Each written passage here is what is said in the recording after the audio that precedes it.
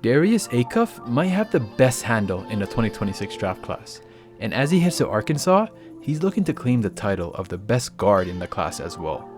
Standing at 6'2", his game isn't defined by traditional straight-line athleticism, but by mastery of pace and deception. With a handle that's on a string, Acuff is a master of the hesitation, lulling defenders to sleep before exploding into the lane with a burst that constantly keeps them off balance. He mixes craft with explosiveness, while he lives in the paint and dissects defenses with his strength and feel for the game. But the central question remains. In an era where NBA guards are bigger and more athletic than ever, can his elite skill and functional athleticism translate into stardom without a high-level pull-up game to keep defenses honest? If it all clicks, you're looking at a dynamic lead guard of a franchise. If not, he risks becoming a high-usage scorer who can be schemed against. If you love deep dives on the game of basketball and top prospects, you know what to do. Hit that like and subscribe button. We got plenty more vids like this heading your way. In this video, we'll break down Acuff's truly elite handle and paint touch ability, his solid and improving playmaking, and why his finishing numbers are better than you might think. And we'll dive deep into that one area that will ultimately decide whether he becomes a high-end lottery pick or just another cautionary tale. When you watch Acuff as an athlete, the first thing you notice is that he isn't going to win a dunk contest anytime soon. He's not a crazy, explosive, above-the-rim athlete. Listed around 6'2", his game isn't built on overwhelming physical tools. Instead, his athleticism is all about function. He's got a deceptive first step, incredible body control, and a burgeoning understanding of how to use his improving strength to his advantage. He's gotten noticeably stronger over the past couple years, and he uses that improved physicality to bump defenders off their spots, stay balanced through contact, and carve out space. His game is all about the change of pace. He'll lull you to sleep with a slow dribble and then burst into a gap the space creates. But I find myself wondering just how that translates when the athletic gap shrinks. At the high school level, his strength and craft are enough. Against elite college and NBA defenders, will he still be able to get to his spots?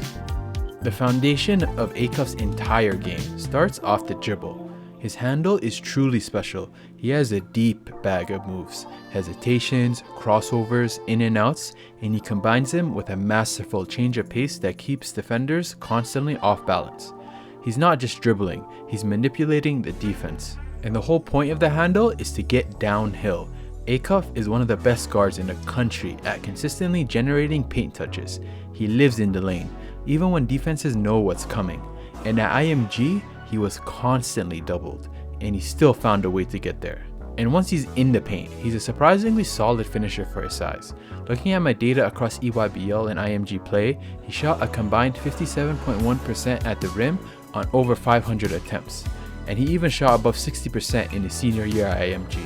He uses his improved strength to shield the ball and absorb contact, finishing with crafty layups off the glass. Just getting into the paint has value. It puts constant pressure on a defense, and that's where the next part of his game opens up. Acuff isn't just a scorer, he's a genuine playmaker who leverages his driving ability to create for others. Because he draws so much attention on his drives, he's constantly forcing help rotations. His vision is solid, and he makes the right reads, kicking it out to shooters or dropping it off to his bigs. Across all the games I had access to, he held a career 1.55 assist to turnover ratio. That's a solid number for a primary ball handler who has the ball in his hands that much. It shows that he's not just a good passer, but a solid decision maker as well. He's not going to be a flashy, high-risk passer, but he's a steady one. He keeps the offense flowing, takes what the defense gives him, and makes his teammates better by simply bending the defense with his scoring threat. The question is, can he maintain that balance as the windows get tighter at the next level? Let me know what you think in the comments. Alright, so I mentioned at the top of the video that there was one specific skill that will ultimately decide whether Acuff becomes a high-end lottery pick or just a cautionary tale. I was referencing the pull-up jumper. Right now, it's the single biggest factor that will determine his ceiling and the most significant question mark in his offensive game. Let's look at the numbers pre-college. His overall 3-point percentage was 32.2% on over 600 attempts. A bit underwhelming, but if we break it down, a more interesting picture emerges. On catch and shoot threes, he hit a much more respectable 35.7%. That's a promising sign that he can play off the ball and space the floor. The problem lies with his off the dribble shooting. He shot just 30.1% on 382 pull-up threes and 31.8% on 195 pull-up twos. For a guard whose entire game is built on getting downhill, the lack of a reliable pull-up allows defenders to play off of him, going under screens and clogging the paint. To compensate, he's developing his floater game, and the early results are promising.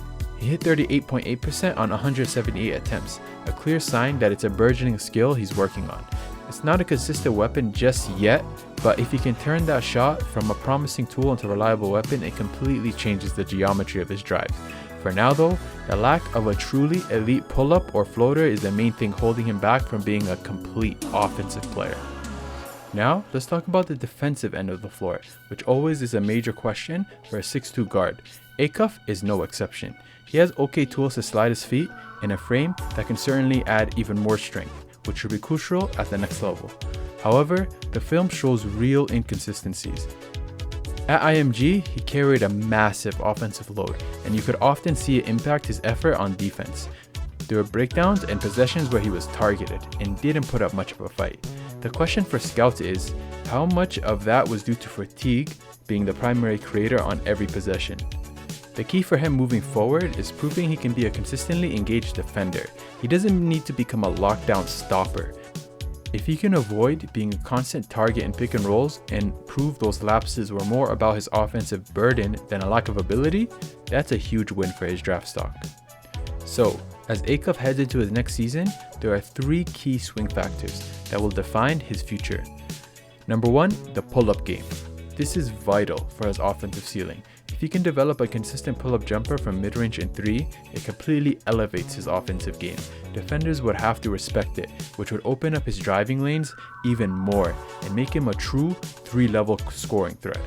Number 2, finishing against length. His 57.1% at the rim is solid, but will it hold up against college and NBA level athletes and shot blockers? Continuing to refine his floater and find crafty ways to finish over length will be absolutely critical.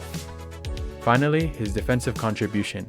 Can he prove he won't be a liability on defense? He doesn't need to be a stopper, but showing he can use his strength and IQ to hold his own on that end of the floor will answer a lot of questions for NBA teams. Which of these areas do you think is the most important for his success? Drop your thoughts below. Darius Acuff is a fascinating prospect. The Optimist sees a potential 3-level scoring guard with an elite handle, great feel, and solid playmaking. A player who just needs to iron out his jumper to become a star. The Skeptic sees a 6'2 downhill guard without elite athleticism or a pull-up game, and wonders if that archetype can still thrive in a modern NBA. The truth is likely somewhere in the middle. His development over the next year will be one of the most compelling storylines to follow. If you enjoyed this deep dive, hit like, subscribe, and let me know who you want to see next by voting on my YouTube community page poll. Next video drops in a week, so you better get in those votes fast.